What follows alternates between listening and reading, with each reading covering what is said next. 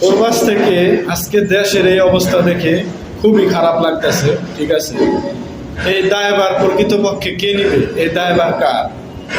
আজকে দেশটা একবারে ধ্বংসের দ্বার প্রান্তে গিয়ে দাঁড়িয়েছে।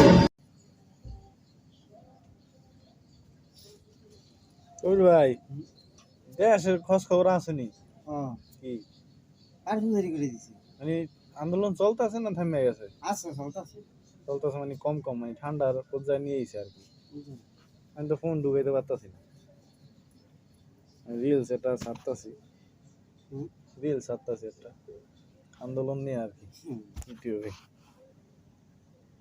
আপলোড হইতেছে। দেশ আর এমন একটা অবস্থা নিয়ে গেছে।